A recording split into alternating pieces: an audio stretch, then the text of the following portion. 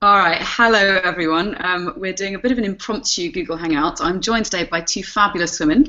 We've got Kate Taylor at Kate is Great, yeah, and we've also got Lucy Sheridan at Lucy Sheridan. And today we're going to be talking a bit about how our online and offline lives match up, how to empower people with technology, what differences we're seeing in generations in terms of their use of technology and how they self-identify online, and things like how our online representations impact our lives, both on and offline, and our wider psychology.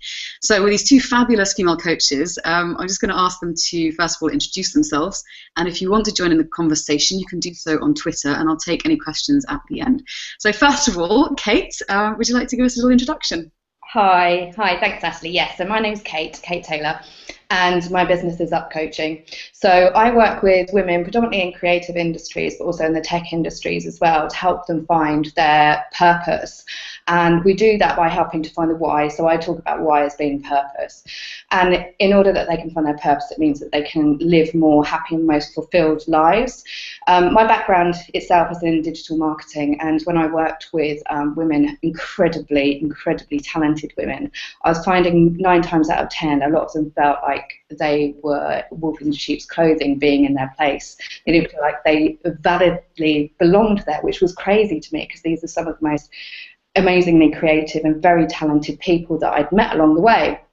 And when I was looking at from a people perspective, what makes us tick and how that drives, it kind of became much more aware to me that aligning purpose and aligning our values to what we hold true in our lives helps us become much more effective in what we can do, and it helps us become much happier in what we do, which is why my business was set up. Cool. Well, what a wonderful introduction. Thank you, Kate. And now, Lucy, if you could kindly introduce yourself as well. Of course. Hi, Natalie. Hi, everyone. It's great to be here. I'm Lucy from Proof Coaching, speaking to you from a nice and sunny Brighton at the moment. I basically, the kind of premise of my business is to help Gen Y get over the compare and despair of social media and get focused offline. That's kind of discussed a little bit before, Natalie. My kind of premise is kind of teach what you need to learn. I got kind of bit quite hard by the kind of comparison trap a couple of years ago, and I've managed to wangle myself out of it. So that I can kind of live a life based on my terms, not just comparing myself to other people. So that's something I'm really passionate about, and that's kind of the premise of Proof, to kind of help us wake up offline and not get too obsessed with what's happening online. Cool. All right, thank you. So maybe let's start with that then. Let's talk about this comparison. So why do you think we're seeing a lot more of this now, and what can we do about it? Who wants to go first? I'll jump. Okay. I think it comes as kind of practical as well as more emotional kind of reasons that we are kind of falling in the comparison trap so much. There's this great article I remember reading a few months ago called from a great site called Wait But Why, which is quite, takes on quite broad topics, but really looks at kind of the sociology behind them. And they very clearly laid out this kind of map of where this almost explosion of comparison, I feel, is kind of happening in modern day, really. And that if we look back at our parents, and if one of their friends did something that was particularly cool or exciting, or they bought a boat, for example, our parents might have heard about that at, say, a Christmas party with a few anecdotes, and it would have been there, and they would have maybe eyebrow would have raised, oh goodness, wow, we've kind of taken different paths, but I don't have a boat, fair enough, and maybe it would dissolve. Now you bring in the layer of social media, and we can see what people are doing, having, buying, believing, experiencing in real time, based on what they're choosing to show us. And I think it really tests the mettle of even the most self-confident of people to not look at maybe what they see on their feeds, like it's Twitter or Facebook or many of the other different social media channels, and sometimes take a moment to think, oh gosh, that's not quite me, or am I the only one that doesn't have this figured out yet? Because, if we just look at our feeds and just take them in isolation, they're so heavily kind of filtered to present a view of what other people's lives are like. If we just take it at top level, which a lot of people, and I've been guilty of kind of doing in the past also, without questioning it, it can really look like people are kind of raising these perfect families, having, the most amazing, like, hot sex and going on the most amazing holidays together. And you can kind of be on your commute on the tube and think, God, I can't remember the last kind of you know, rose a smile, and it can just it can become quite overwhelming, I guess, to kind of, you know, offer a view about how we can overcome that, Natalie. I'd say just notice what you noticed is huge. So instead of seeing someone on an amazing holiday in Mauritius, you know, kind of notice that feeling of when the kind of the jealousy or maybe negative emotions boil up, thinking, okay, what is this trying to tell me? Do I need to go on holiday, or do I need to kind of get back on the track of my career? But there's always something else to be unpicked from that initial emotion. Fascinating. I think you're already hitting on something here. So it's kind of, we've seen sort of research suggesting that people are becoming perhaps a bit more narcissistic, also as a means of coping and reacting to this technology. And I think one of the things that's tricky is the fact that we've kind of externalized what success looks like. So this external locus of control. And in psychological research, typically you find that people who have an external locus of control are also the least happy and the most easily swayed, or emotionally perhaps a bit more fragile. And I think this is what we're seeing, is kind of every time we react to something outside of ourselves, we're not taking the time to think, okay, well, why am I reacting in this way? Is this something that I can learn from, etc.? Kate, what are your thoughts on this? So my thoughts, and actually you're absolutely right, because we do look to outside external factors to think these are the factors that should make us happy. So we look at other things online as, this person's got the right car, they've got the right job, they've got the right lifestyle. You know, there's obviously something that I'm not hitting. That's why when I talk about working back to what your purpose is, so starting to do something, that internal work, to what drives you against your values and your belief systems, you can start looking at success factors that are internal. So for example, with mine, you know, it's about having freedom, it's about having fun, it's about having choice. So for me, those are my internal success factors. So I can start looking at the things that I need to work out for myself, rather than comparing myself to other people's externals. It's like, don't compare yourself to somebody's external to your internal at all. It just doesn't work. So helping to find out what really motivates you from a personal point of view, from a values point of view, from a purpose point of view, will make sure that you're not doing that comparison to somebody else's external factors. And perhaps let's talk a little bit about some of the practical things that people can do if sort of someone's watching thinking, oh God, yeah, that sounds like me. I think this sounds like all of us at different times. What can we do on a practical level? Is there a little exercise that people can do to say, okay, well, what are my values? How am I making decisions in my life, and what can I do differently? Is there something that you can talk us through? Yeah, well, actually, I wrote a Medium post on this quite recently, and I can send you out the link that you can post out to your viewers afterwards. And that's about how to live an authentic life and 10 key questions that you can ask yourself. But I would just start by asking really important and really simple questions, like, what's important to you in your life? You know, what really drives you as a person?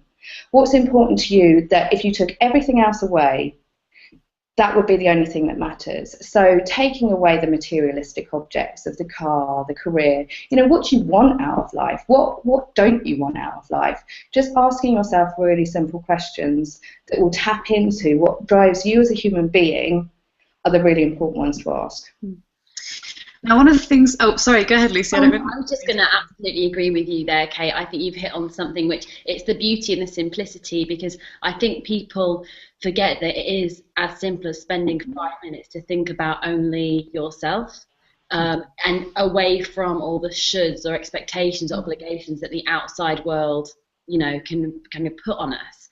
I think it's really important to recognise that it's never too late to start making some changes or tweaking your thing, you know, tweaking your systems a little bit that can, you know, exponentially unlock loads of growth and loads of happiness. Even, you know, instead of sitting on that commute to that job that you hate, really kind of use that energy to know that you need to get out of there for the good of your relationships and for the good of the other things that are in the ecology of your life. And Kate's absolutely right there. Really, you hit on something really valuable there, Kate, in terms of asking yourself those big questions and not apologizing for what your answers are. No one has to know, but by not having those measures, by not being clear on those things, as loose and general as they might be initially, but it's not having the answer to those questions that means that we do sleepwalk through times, and of course life comes with ups and downs and ebbs and flows, but it should balance out. And there are a lot of people that are kind of caught in this trap of comparison, or just being really bloody unhappy, if you'll excuse my language, because they're not stopping to think, so what?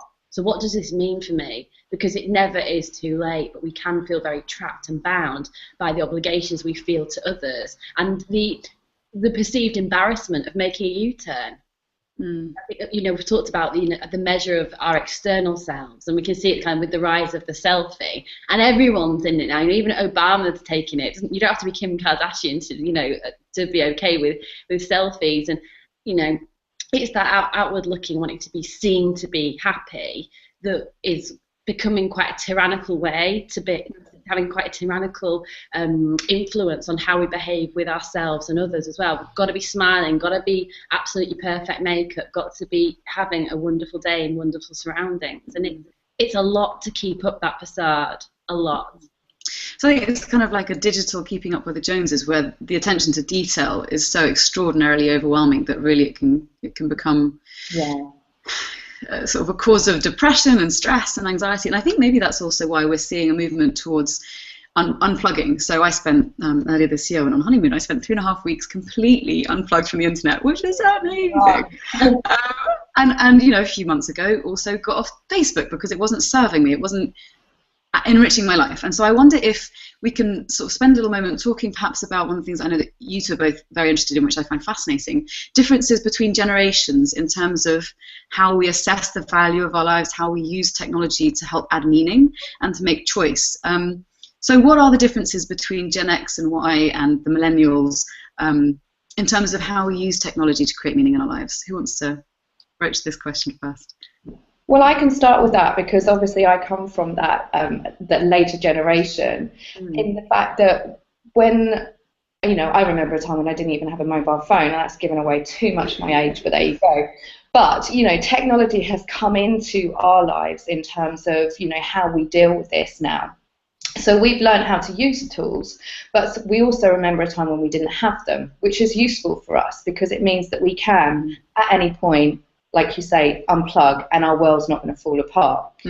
We are aware that we can go out and have normal conversations with normal people if we choose to do that, whereas the millennials and the Gen Ys kind of don't have that quite so much. So Lucy, I'll let you talk about this in a bit more detail because I know this is your area of specialism, but there comes with that an absolute fear when they are unplugged because they don't know any other way to exist. So I've noticed a huge groundswelling from people that I work with, but also people that I'm friends with, both online and offline, that they have a choice and they make that active choice. And more people are making the choice to unplug because they realise that it's not real, it's not reality, that what they're seeing out there is people creating a brand version of themselves that actually they're just not interested in. And people do want to get out there and have real conversations. They want to go to a coffee shop and just meet with their friend like they used to do, rather than, doing that over a Google Hangout, for example, or a Skype call.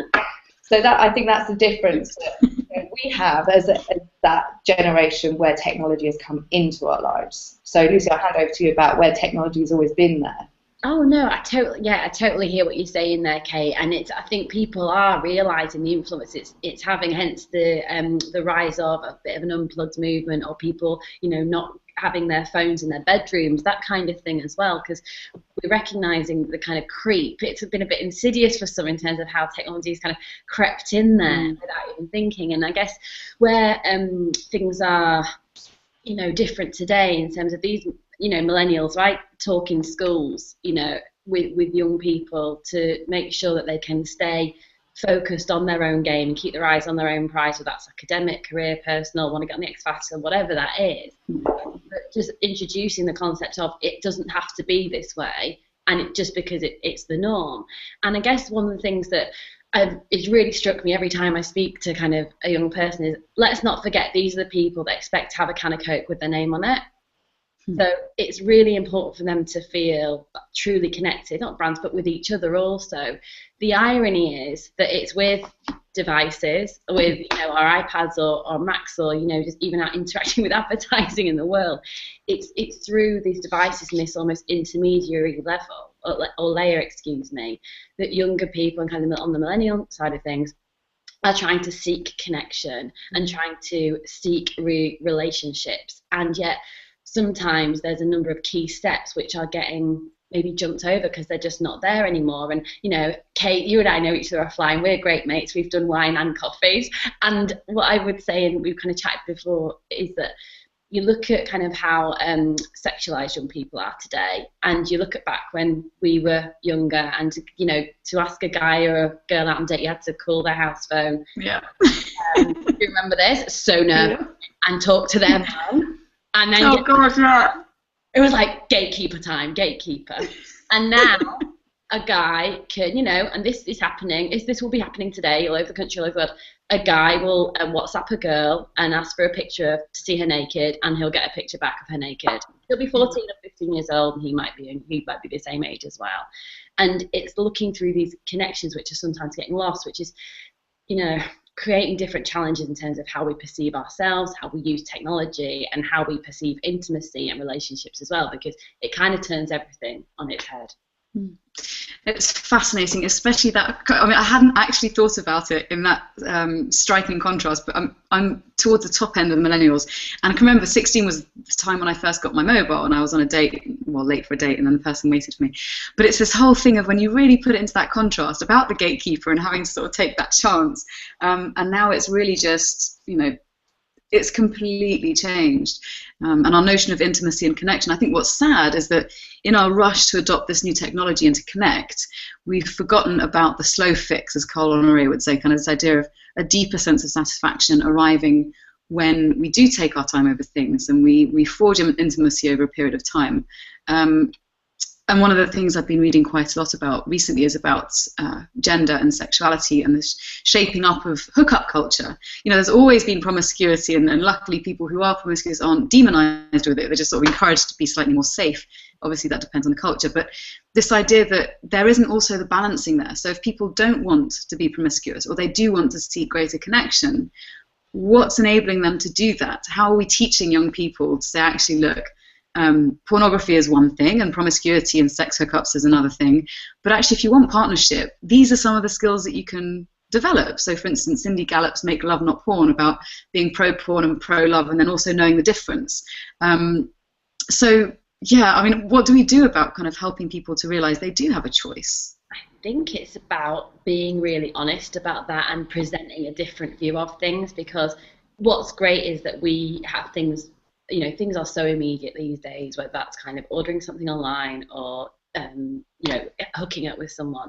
And yet with that comes this feeling of disposability almost. And I think, having those what might be perceived as awkward conversations with people about, hey, can we do a phone, no phone challenge or something, and see, write notes to each other, for example, in the starting, and kind of go into it's official on Facebook domain, your the monogamy label of 2000.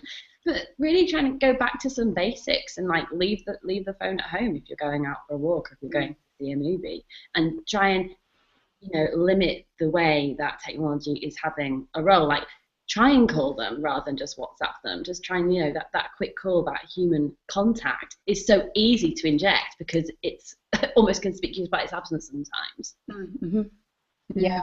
It's about trying to, I guess, getting back to how it is to have a human connection with somebody and building those relationships. And Lucy, you touched on the fact that it's just everything's so instant. So we can choose a boyfriend or a girlfriend as quick as we can, send a tweet these days if you're on Tinder, for example.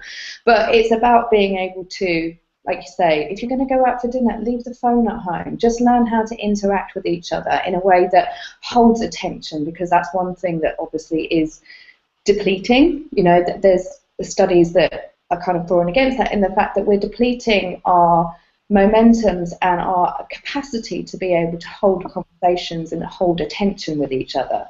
So we've got to learn how to get rid of this device addiction to be able to do that. Now, it's coming back to it, it's easier for us to be able to do that, but doing that within schools and doing that education piece for people like Lucy going into schools to learn how to have better relationships with each other is absolutely vital. Absolutely vital.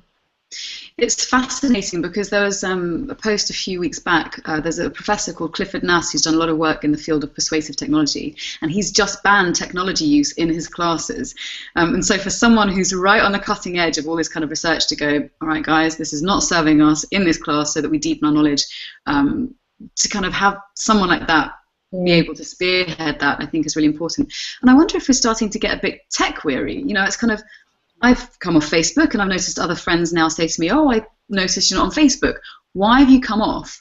Or whatever platform it will be. I don't want to sort of demonize Facebook, but any of these things that promote hyper-connectivity but less of a depth of connection, more of a sort of scattergun approach, one could argue, that there does seem to be a desire for that, of people going, I'm just constantly stressed, I'm constantly in touch but not really connecting, and there's sort of this hunger, this lack of nourishment that's going on by our supposed increase in connection. Yeah, I mean, one thing that I always, whenever I work with my clients, I always set them a challenge that if they have their phone in the bedroom, because I think it's so important to set the day in the right way, because if we don't set the day in the right way and we allow technology to set that for us, then it can completely impact the way that we view our day and how things go from that point onwards. So I always set a challenge to my clients in the first week that I ask them to either remove their phone from the bedroom, or if they've got to use it for an alarm, that they don't have any Wi-Fi on, that they don't actually get to that phone until they absolutely have to do it, maybe when they're leaving the house, and that they start the day in another way. So they might start the day in setting an intention, which is a positive intention for that day, that they're going to have a fantastic day, that things are going to work really productively for them, that, you know, they're going to be in flow, they're going to be creative, whatever they want for that day, rather than picking up the phone, going to their work email, because I used to be guilty of doing this, going to their work email, seeing that disaster struck overnight, and then just waking up going, oh my God, this is going to be the worst day ever. And then generally it is, okay? Yeah. If you look at that email until you're ready and you've set an intention that you're going to have a productive day, you're setting it to your conscious and unconscious mind that it's okay, I can work with anything that comes my way today because I'm choosing that, rather than letting the technology choose it for you. So sort of being the agency of that choice, so saying, right, I'm going to be using this to help myself. And I know there's some countries, even I think it's either in France or Germany, that they are starting to put a cap on work emails, that they don't go on until 9 o'clock in the morning, and then they switch off at 6 o'clock. You know, it makes perfect sense. Great idea. So let's talk a little bit about, I want to talk a little bit about women in tech, because Kate, I met you at a Bloomberg thing specifically for women in technology, and as much as I hate that we have to do these things because they're necessary, but I also love going to them because it's nice to empower people. Can we talk a little bit about why we're seeing not that many women in tech and the role of gender? Sort of, I'm going to leave that quite open and loose. Yeah, I mean, I think it's, I don't know from your point of view and what you're seeing as you're kind of going out there and working with different agencies and different clients. I mean, I guess it's one of those things that it's still a hangover, that it's a bit of a boys' domain. So women that are going into those technology sectors now do tend to be the younger millennials, because they understand that there is more choice. However, I'm working with more clients actually who are in those technology fields, and that's a great thing to see, because I as I say, I come from that world. So it was really, really important for me when I left that world, even though I still work with those people, to empower women's voices within those workplaces, because they are unfortunately still the domain of the guys. But I think there's more that women can do in terms of aiding communication within those places as well. I think, you know, the event that we went to, it was so encouraging to see those girls there, because having a chat with them in the lunch break, I was literally blown away. I was like, these women are going to be running the country. They were incredible, incredible, you know, and I was just like, wow, because what I get the sense of, and Lucy, you'll probably be able to come in on this as well, is that, you know, the girls do have so much more choice now. There's nothing that can stop them. They can be whatever they want to be. And you said in your address that you can be various different things as you go through different stages in your life, and that's okay. So girls are understanding that there is more choice out there, and they can be and do whatever they want, whereas when we were kind of going into our careers, it was a sense of you do one thing and you do one thing well, and then don't stray off the path. So when women come to work with me, they're like feeling something's lacking because they haven't actually been doing the thing that they wanted to do, and then they don't know where to go next. What are your thoughts then, Lucy? Yeah, I agree. I think it does come down to choice and giving girls like a Lehigh to a Grasshopper permission to have all of that spectrum of professional skills open to them as well. You know, if they're interested in the mechanics of things and the technology of things, and giving them the resources they can learn and really get their teeth into that, and not dissuading it as well, and creating a feeling of kind of yes you can around those things, such that it does increasingly become more gender neutral. And of course there are going to be some quite difficult kind of macro influences, I guess, on the speed that women continue to keep entering technology. But I hope that through the likes of, recently Emma Watson speaking up for the initiative of He for She, I hope that we as people recognise we've all got a role to play in terms of really opening up the floodgates to making these sort of sectors more accessible for women, especially because we have just as much to offer as the boys. And I think being less tolerant of when it isn't open, it isn't accessible, and it isn't encouraged, I think has a role to play as well, and not accepting, maybe a bit of casual sexism when we do hear it, and speaking up on behalf for ourselves and on behalf of others, just like we would do if we saw someone else being mistreated or unfairly treated. I think, being a bit awkward and being a bit bolshy, or whatever the words we're not supposed to say, bossy, but being assertive around those things, so that maybe it does become awkward for people to be intolerant or not accepting or not open-minded. I'm all for ruffling a few feathers and some positive disruption if it means that women recognise that it's all up for grabs, whether that's they want to kind of, put a shuttle into space, or, go right down to be kind of making nodes for, mechanical machinery even. It's really important to know that if you've got a thirst for it, that knowledge, and you're passionate about it, then it's on the table for you. Yeah, I mean, it's wonderful to hear so many people getting so loud about this, especially when we've seen with things like Gamergate. I think whilst the incidents that happen are absolutely horrific, what it does do is kind of shake everyone up and go, people, this shit is going on, let's have an opinion and let's try and change things. And I know I'm increasingly seeing more and more of my male friends, amazing people, many of them in tech actually, so similar ages to me, some of them quite a bit younger, saying things like, well, I'm a feminist and I believe that X, Y, and Z should be the case. And to see guys go to bat for women, like the He for She campaign, especially within technology, I see a lot of that. And people sort of standing up for friends where they feel they should, championing people where they feel they should.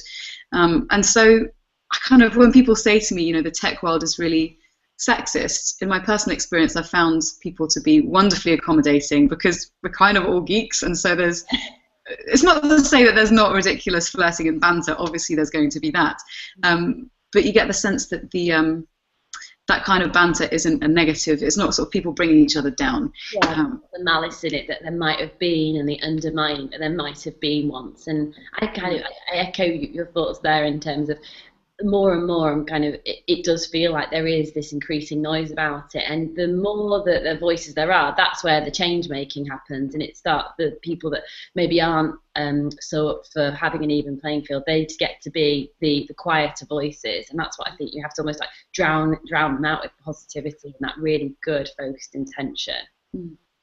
I think also bringing things out to a macro level, like you were mentioning earlier. So, for instance, Google has started doing this campaign around unconscious bias at their headquarters, whether that's to do with gender, to do with race, to do with sexuality, like any of the key main topics. And it's really interesting. There's a video that they've done. I mean, it's very American. So take it with a pinch of salt if you're a British audience. But the intention's really, really good. And so essentially they're giving training to people within the organization to be able to say, every time they hear something that is unconsciously biased, to say unconscious bias. So you're not kind of you're not pointing and blaming the individual. You're highlighting that everyone's in it together, and actually let's try and do something about this so that our culture becomes a culture of choice, where we're choosing how we want to act as opposed to being dictated by our subconsciously inherited schemas or biases, whatever. Yeah. I like that idea. Go on. That's really good, because you don't want mudslinging. I mean, the last thing we want is mudslinging in the workplace. Basically, we just want it to be that it's the same for guys as it is for girls, and that's it, you know, and that change is happening.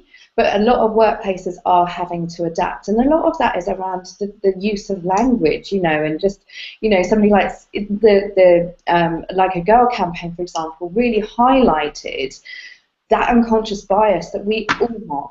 Men and women, we all have it, and we just need to try and just neutralize some of that a little bit, that we are humans and we are all capable of doing this kind of work, and everybody has skills to bring into this, and everybody has strengths to bring into this, but regardless if you're a man or a woman, it's completely neutral.